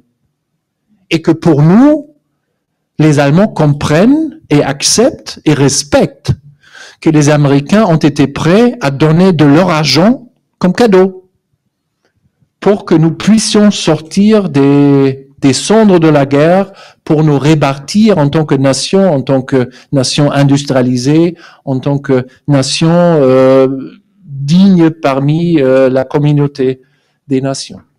Et maintenant, je crois que la différence entre les perceptions françaises des États-Unis et des idées allemandes sur le rôle des États-Unis vont se développer. Je crois que les Allemands ont eu du mal à vraiment comprendre, dans le sens propre du terme, le discours de M. Macron, du président de la République à la Sorbonne, il y a 7 ans maintenant, 6 ans et demi. Mais avec la Zeitenwende, avec l'attaque de la Russie sur l'Ukraine, ils ont compris tout d'un coup. En allemand, on dit die normative Kraft des Faktischen, donc c'est la puissance normative du factuel. Donc s'il y a quelque chose qui se passe, c'est plus puissant que quelque chose qui est dit. Et je crois que là, on est sur un chemin commun. Et si on arrive, et j'y crois, de se bâtir un avenir commun avec et contre cette menace russe, eh bien, c'est une autre partie importante de notre bâtiment européen à créer, qui va forger encore plus une identité européenne qui marche. Un tout petit point d'histoire sur l'aide Marshall. On a peut-être reçu plus, mais si on l'a utilisé en Indochine, c'est parce que c'était la partie du contrat avec les Américains. Les Américains étaient en Corée, et nous étions en Indochine. Ce qui n'était pas dans le contrat, c'était Dien Bien Phu. Ce que je vous propose, c'est, pour essayer de respecter un tout petit peu l'horaire, de passer la parole à la salle, et on aura une dernière partie autour des enjeux des élections européennes. Vaste sujet actuel. Y a-t-il des gens qui ont des questions? J'ai vu passer des questions aussi sur le... Oui, une question.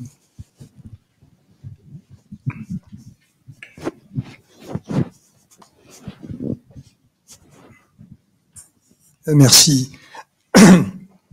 J'ai une question, d'abord plutôt d'une observation sur une analyse stratégique des avantages et des inconvénients et des avantages compétitifs des deux nations en matière militaire.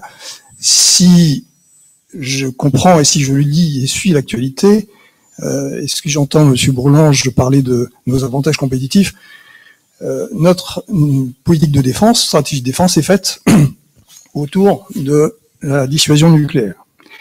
Et aujourd'hui, nous sommes face à la Russie dans une guerre d'attrition, ce qui veut dire qu'on ne peut pas utiliser cet avantage compétitif, ce qui veut donc dire que les ressources à mettre en œuvre pour essayer de contrer Poutine sont nécessairement conventionnelles.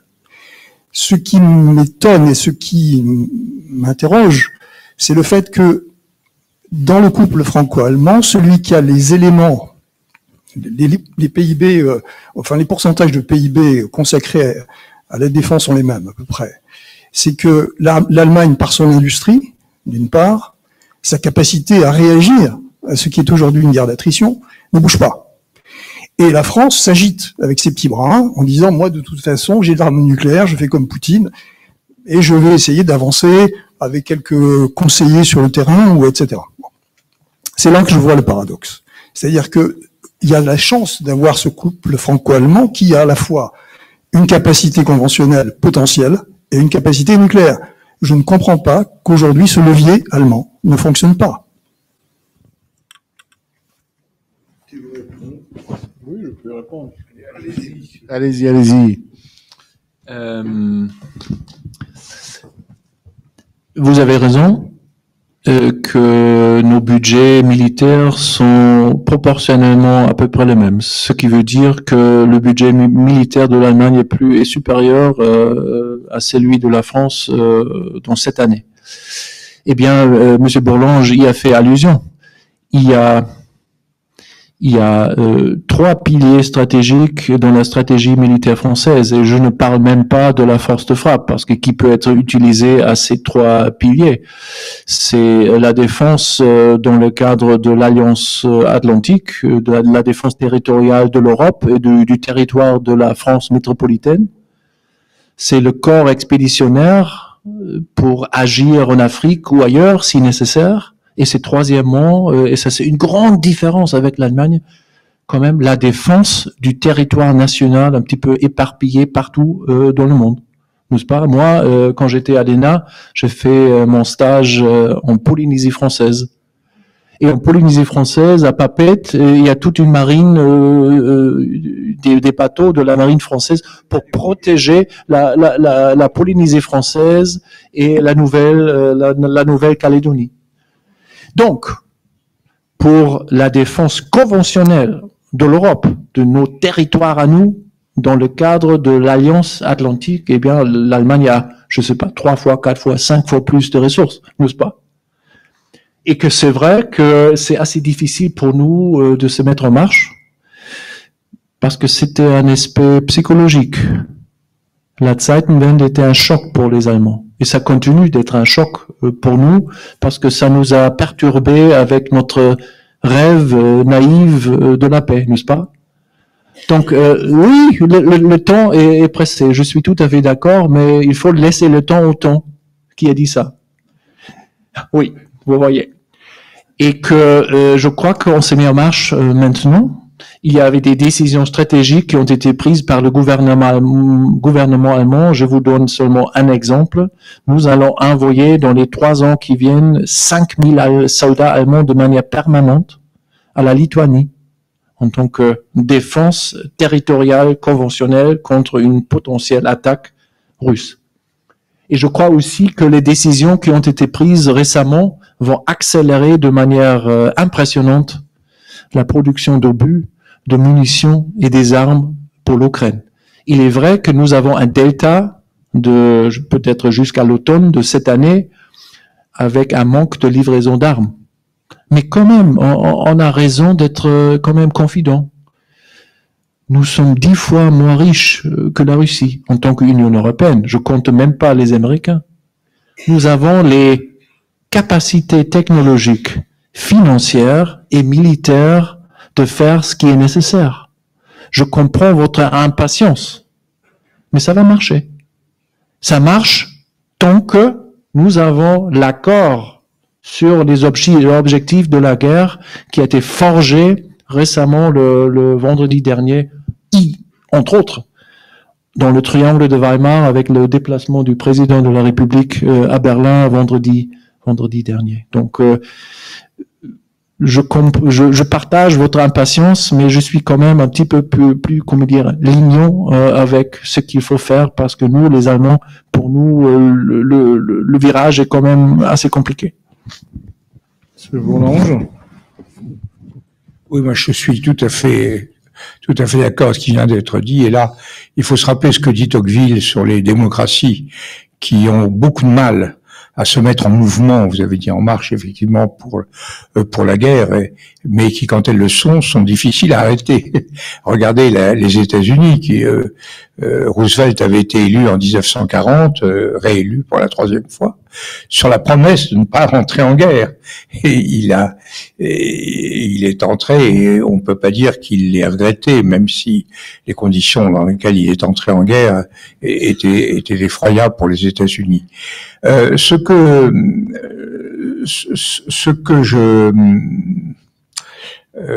je crois sur les enjeux de l'élection européenne, je crois que ce sont des enjeux très importants. Il me semble que entre toutes les formes de populisme qui sont très puissantes en Europe, et je ne mets pas forcément Madame Fratelli d'Italia et Madame Meloni dans ce camp-là, car je crois que c'est beaucoup plus compliqué. Je mets en revanche Madame Le Pen, assurément, et Monsieur Geert Wilders et quelques autres, évidemment l'AfD en Allemagne.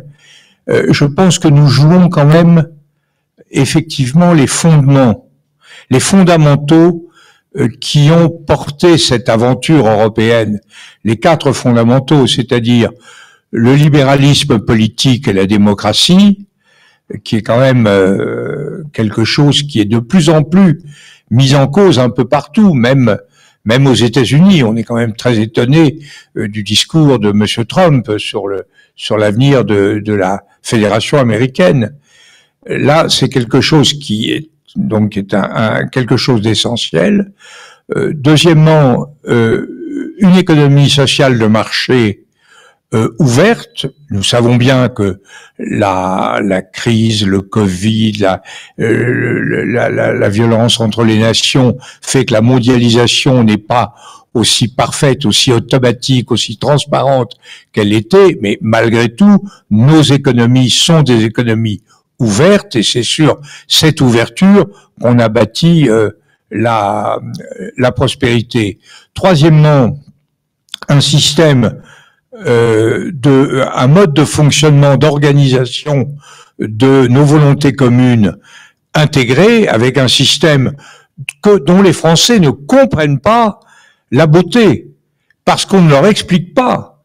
Mais le système européen tel qu'il a été façonné à partir notamment de Maastricht, qui a profondément renouvelé l'approche politique, c'est un système remarquable, avec une union des États au sein du Conseil européen et du Conseil des ministres, une représentation des citoyens au sein du Parlement européen, une Cour de justice intégrée pour dire le droit qui nous est commun, une banque centrale pour gérer, et avec succès, une monnaie commune. Tout ça, c'est quelque chose de très précieux.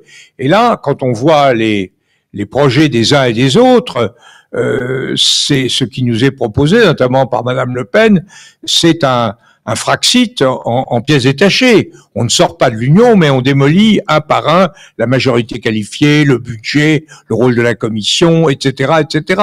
Donc là, on joue aussi cela.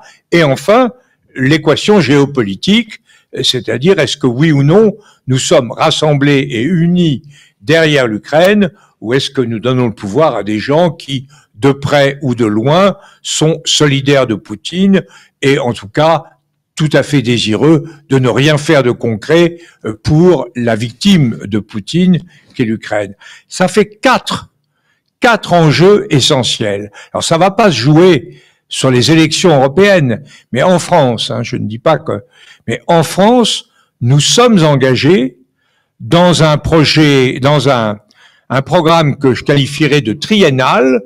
Nous avons 3 ans encore devant nous, qui se terminera par les élections présidentielles et législatives, et dont le premier pas, la première étape, ce seront les élections européennes, et elles se présentent de façon assez difficile.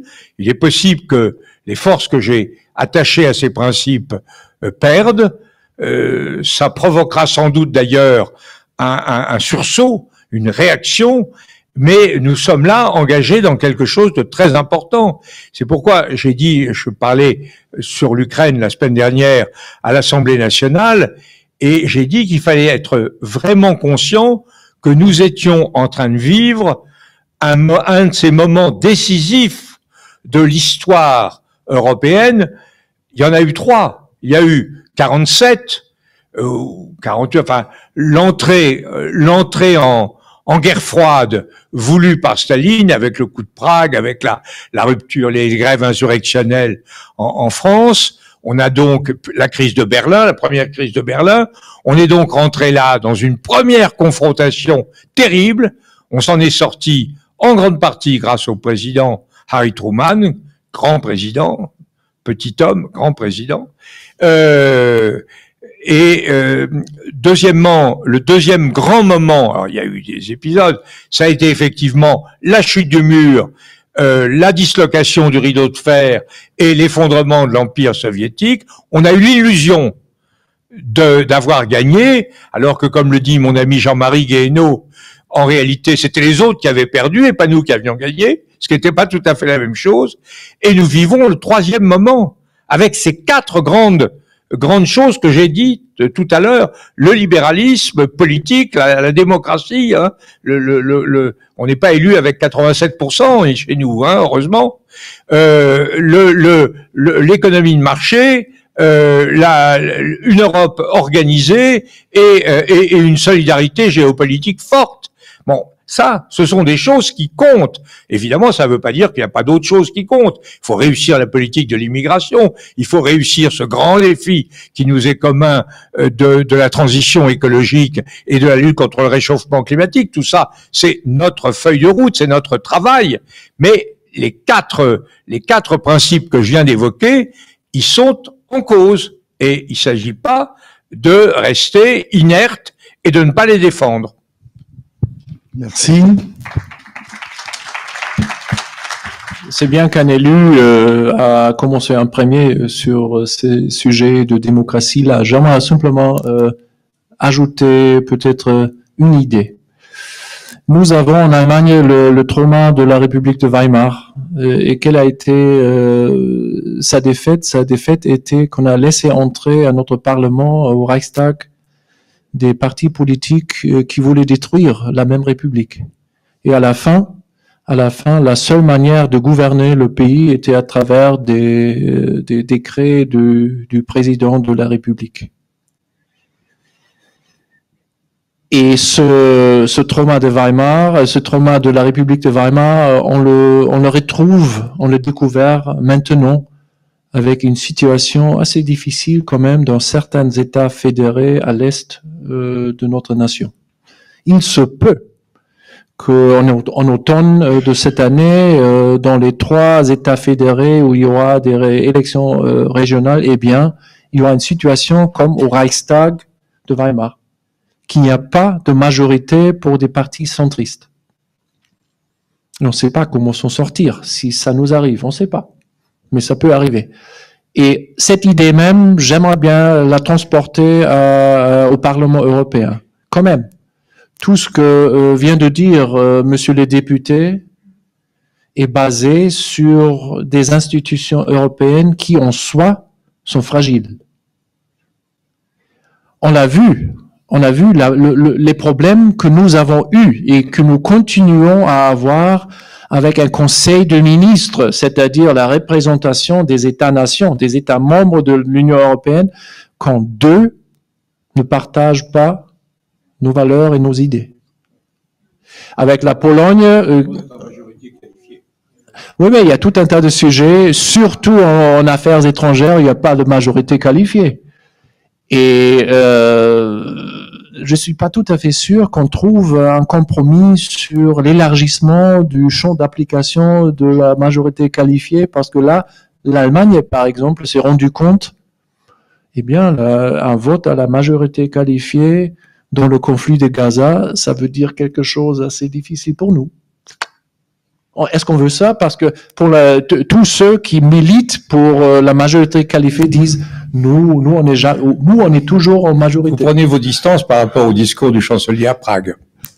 Oui, mais moi je représente l'Allemagne ici, mais j'ai aussi le droit à l'expression de mes propres convictions. Non, mais l'idée que je voulais porter, c'est que notre projet européen sur l'institutionnalité est fragile. Et que si, dans le rapport entre la Commission, la représentation des États membres et le Parlement, eh bien, il y a une partie du triangle qui ne marche plus parce qu'il n'y a pas des majorités sur les 4 convictions que M. Bourlange vient de décrire. Eh bien, on est en panne, n'est-ce pas? On est vraiment en panne. Donc je crois que ça va pas arriver parce que l'arithmétique des situations dans les États membres différents, on n'arrive pas à une situation comme ça, mais c'est quand même pas tout à fait exclu. Donc le combat, c'est d'éviter que des partis extrémistes, populistes, qui ne partagent pas nos convictions, soient représentés au Parlement européen d'une manière de ne pas perturber, même détruire le jeu des institutions qui nous a servi bien. Merci. Monsieur Borlange, est-ce que vous voulez rajouter? Je veux dire un mot, parce que cette histoire de majorité qualifiée, ça m'intéresse beaucoup. Je partage votre remarque sur je suis pas d'accord avec la position allemande sur Gaza, mais je la comprends très bien. Mais je partage votre réserve. Et je l'avais exprimé vis-à-vis de la position du chancelier à Prague qui disait il fallait faire passer la majorité qualifiée en politique étrangère. J'ai plutôt l'impression que c'est le domaine où il faut pas la faire passer parce que, maintenant, hein, demain est un autre jour, parce que c'est un domaine où il y a de forts antagonismes. Moi, je crois que la majorité qualifiée, elle doit paradoxalement s'étendre là où il y a un consensus sur les principes, mais où le jeu de l'unanimité fait qu'on ne peut pas avancer parce qu'il y a toujours quelqu'un qui est pas content, quelqu'un qui joue pas le jeu, etc. Par exemple, je trouve qu'on devrait pouvoir faire de la majorité qualifiée sur le droit fiscal, sur une partie de la fiscalité, sur la fiscalité des entreprises. On a des fiscalités très différentes, mais on a les mêmes approches, la même philosophie fondamentale, et donc là, on pourrait avancer. Donc il faut, contrairement à ce qu'on dit, il faut pas, la majorité qualifiée, ça n'est pas fait pour surmonter des antagonismes, c'est fait pour freiner des réticences, des réserves, freiner des inerties.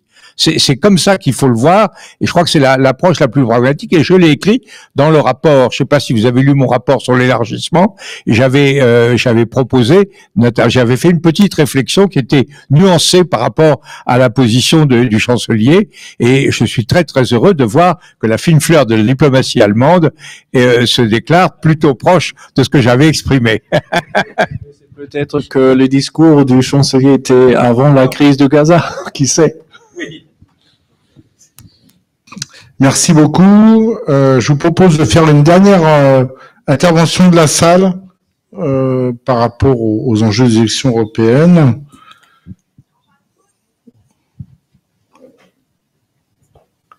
Donc, on a une personne en haut de la salle. Donc, bien sûr, je partage vos idées. On a vécu 80 ans de paix, c'est fantastique ce que l'Europe nous a donné. Quand on fait le procès des jeunes, est-ce que les jeunes n'ont pas d'autres préoccupations comme le climat ou des choses comme ça? Et on doit arrêter de les accabler parce que l'Europe qui marche moins bien, c'est pas vraiment de leur fait. Moi, on m'a toujours appris à l'école que toutes les guerres, que ce soit la première ou la deuxième, elles ont eu des raisons économiques. La crise de 29 ou des choses comme ça. Et est-ce que la partie économique de l'Europe, on passe pas à côté. On a réussi à créer l'euro, mais est-ce que l'économie n'est pas fondamentale dans la guerre qui vient et même dans l'agressivité de Poutine? Est-ce que c'est pas une façon de se battre contre les pays émergents? Moi, je veux bien répondre. Allez-y. Assez rapidement. D'abord, personne ici, en tout cas, aucun des trois personnes qui sont à cette tribune, n'ont le souci d'accabler les jeunes et de leur reprocher quoi que ce soit. Moi, je vois mes petits-enfants, qui sont absolument merveilleux, ils se débrouillent sur tout, ils sont très intelligents, ils savent se servir des ordinateurs, des trucs, ils raisonnent très très vite, très très bien, et je pense qu'ils sont porteurs de l'avenir. Et quant au réchauffement climatique, c'est évidemment un enjeu absolument central qui doit être partagé partout. Et je crois que je ne suis pas étonné qu'il y ait une vague climato-sceptique qui se développe, parce que c'est quelque chose qui demande beaucoup d'efforts à chacun, et notamment des efforts qui sont parfois plus pénibles pour les gens à petit budget, à petit revenu, que pour les autres. Donc c'est très difficile à gérer politiquement, mais personne ne peut penser que ça n'est pas un enjeu absolument central. Alors sinon, sur la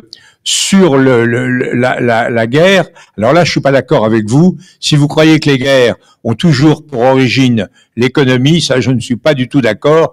Je pense que la Première Guerre mondiale n'était pas dictée, en dépit de ce qu'a écrit Lénine sur l'impérialisme, stade suprême du capitalisme, n'était pas dictée par les conflits. L'analyse de Lénine, c'était qu'il y avait une tension épouvantable entre l'Allemagne qui n'avait pas de marché parce que les empires coloniaux s'étaient constitués sans elle, parce que Bismarck ne s'était pas intéressé aux colonies. Et en réalité, comme le montrait très bien Raymond Aron, la guerre, elle est née de quelque chose de tout à fait différent, qui a été un conflit entre les Slaves et les Germains sur les Balkans, et un enchaînement de guerres absolument considérable. Mais et on peut et Poutine, je vois vraiment pas où l'intérêt économique est pour Poutine de faire la guerre. Je crois que là, on est en face d'un pur produit. C'est Shakespeare qu'il faut lire. Là, le pouvoir, Richard III, la volonté de détruire, la volonté d'humilier, la libido dominandi, hein, le désir de dominer, le désir d'humilier, le désir d'écraser. C'est quelque chose de fondamental. François Mauriac disait, vous savez, l'homme n'est pas bon. Si, il y a des choses très bonnes dans l'homme, mais il y a aussi des passions mauvaises. Et nous avons affaire à un homme qui a une passion mauvaise. C'est quelque chose qu'il faut voir. Hitler était un personnage profondément maléfique. Staline était un personnage profondément maléfique. Ça existe. Il y avait des collaborateurs en France qui ont été des êtres abominables. Tout ça existe. Le mal existe. Le mal existe. Ne l'oubliez jamais. C'est pour ça qu'il faut être fort, car il faut, pour que la justice triomphe, que la justice soit forte. Merci beaucoup. Juste une petite remarque par rapport à la jeunesse. Il faut quand même souligner le travail remarquable de l'Office franco-allemand pour la jeunesse, qui est quand même issu du traité de l'Élysée, un vrai travail par rapport aux jeunes, beaucoup d'initiatives, le Fonds citoyen franco-allemand qui est venu le compléter en 2019 et qui nous soutient d'ailleurs pour cette manifestation, sont aussi des leviers qui n'existent pas dans d'autres pays. Donc quand on veut développer une amitié franco-espagnole, franco-italienne, on n'a pas les leviers que l'État français, l'État allemand nous propose grâce à l'OFAGE, et beaucoup de beaux programmes pour les jeunes de 3 ans jusqu'à 30 ans, et beaucoup de beaux programmes. Et puis aujourd'hui, le Fonds citoyen franco-allemand qui est arrivé avec le traité d'Aix-la-Chapelle de 2019, mis en œuvre dès 2020, et qui permet de développer des projets, des actions pour les jumelages, qui sont aussi le cœur de ce franco-allemand, de la société civile. Là, excusez-moi, je reprends ma casquette de président de la Fédération des acteurs franco-allemands pour l'Europe, et également président du jumelage ici de cette ville Elle vous va très bien, cette casquette symbolique. Voilà. Monsieur Schaffer. Peut-être simplement pour terminer, qu'est-ce que c'est vraiment l'essence même de la relation franco-allemande après ces 4 générations? Et je vais essayer d'être un petit peu provocateur dans ce que je vais vous décrire. Qu'est-ce qui se passe s'il y a une controverse entre la France et l'Italie? Eh bien, on s'engueule, n'est-ce pas? En quelque sorte. Qu'est-ce qui se passe lorsqu'il y a une querelle entre la France et la Grande-Bretagne? Eh bien, on se détourne et on se tait. On l'a vu ça après le Brexit, avec des propos insupportables du Premier ministre Johnson. Eh bien, on se parle plus. pendant des années. Pendant des années. Et quelle est l'essence même de la relation franco-allemande? On a dit, on est tout à fait différents, sur tous les plans. On a des visions tout à fait différentes. Mais si on a des problèmes, comme on a eu un problème le 26 février, n'est-ce pas? On ne se détourne pas, mais au contraire, on recommence à se parler. Et tout ça a marché si bien parce que cette relation franco-allemande est tellement enracinée dans les mœurs, dans les réflexes politiques de nos dirigeants, et d'ailleurs peut-être aussi dans la société au sens général. Donc tant que ça existe, d'abord la conviction de il n'y a pas un avenir pour mon pays si le voisin d'autre Rhin ne va pas bien non plus, et que si nous avons un problème, eh bien on va prendre le téléphone ou on va faire le voyage pour nous parler, pour résoudre nos divergences, nos problèmes. Tant que ça existe, il n'y aura pas de problème pour la relation franco-allemande, parce que les divergences, les différentes idées de procédés et le compromis sont l'essence même de notre relation. Merci. Je ne vais rien ajouter parce que je suis entièrement d'accord avec les propos qui viennent d'être tenus et je vais les résumer simplement en citant l'un de mes poètes préférés, qui est un poète belge, un grand poète belge. Je trouve que ça définit très bien l'Europe et ça définit très très bien la relation franco-allemande. Le poète, c'est Henri Michaud, qui disait « Ne désespérez jamais, faites infuser davantage ». Merci beaucoup sur ce mot de la fin. Merci, Président, d'être venu. Merci, Monsieur Schaffer, d'être venu également. Voilà la fin de ces 2 heures de réunion sur le franco-allemand et sur ces différentes facettes. J'espère que ce débat vous a intéressé. Vous pourrez le retrouver sur le site internet de la FAFA pour l'Europe et sur notre chaîne YouTube. Je vous invite à aller visiter. Je vous propose de nous retrouver pour un pot de l'amitié au foyer de ce théâtre, donc qui se trouve juste là, et puis pour peut-être poursuivre les débats. Je vous souhaite une bonne fin de soirée. Merci à tous. Remercier aussi nos amis de la technique pour la retransmission en direct sur Internet. Et vous souhaitez encore à tous et à toutes une bonne et heureuse soirée. Merci beaucoup.